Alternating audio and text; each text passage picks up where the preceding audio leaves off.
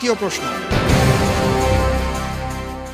আল্লাহ রাব্বুল আলামিনের নাম এবং গুণাবলীর মোট সংখ্যা কত?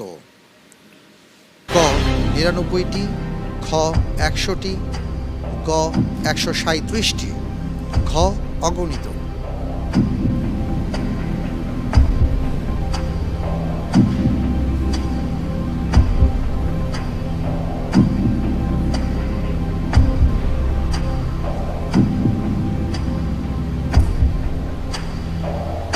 খ আর ঘর মধ্যে সন্দেহ হচ্ছে।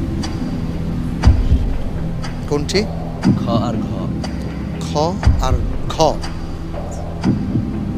জি, যে আল্লাহ ভরসা, তো নিচে খ ১০০টি। খ ১০০টি ঠিক তো? ইনশাআল্লাহ নিব, জি। লক করে দেওয়া হোক খ।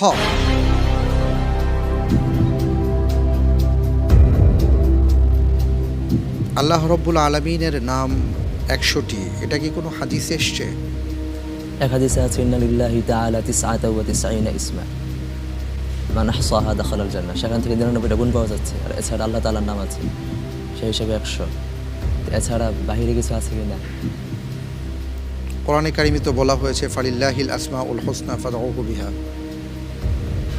সেখানে তো অগণিতের কথা বলা হয়নি। আচ্ছা, আপনি যে উত্তরটি দিয়েছেন আপনার উত্তরটি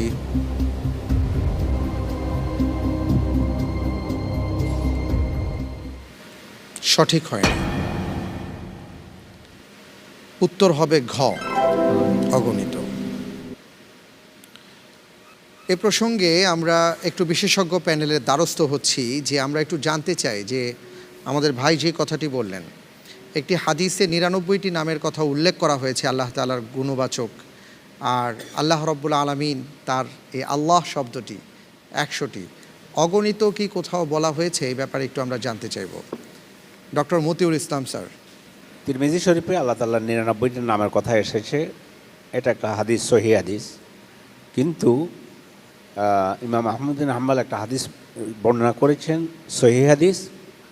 রাসূল সাল্লাল্লাহু আলাইহি ওয়াসাল্লাম বলেছেন, আল্লাহুম্মা ইন্নী আসআলুকা বিকুল্লি ইসমিন হুয়া লাকা সাম্মাইতা বিহি নাফসাক আও আল্লামতাহু আদাম মিন খালকিক আও ইস্তাআসারতা বিহি ফি ইলমিল গায়বি ইনদাক আন তাজআলিল কুরআনা রাবিআ কুলুবিনা ওয়া নূরা সুদুরিনা ওয়া জালাআ আহজানিনা। এই হাদিস দ্বারায় আহলে ইলম বলেছেন যে আল্লাহ রাব্বুল আলামিনের ওখানে তিরমিজিতে ৯৯ নামের কথা বলা হয়েছে। এগুলো যে পড়ে জেনে বুঝে এগুলোর উপর আমল করবে, আল্লাহ তাআলা তাকে জান্নাতে প্রবেশ করাবেন। কিন্তু দ্বিতীয় হাদিস দিয়ে প্রমাণ দিয়েছে যে আল্লাহ তাআলার অসংখ্য অগণিত নাম। হাযা সাল্লাল্লাহু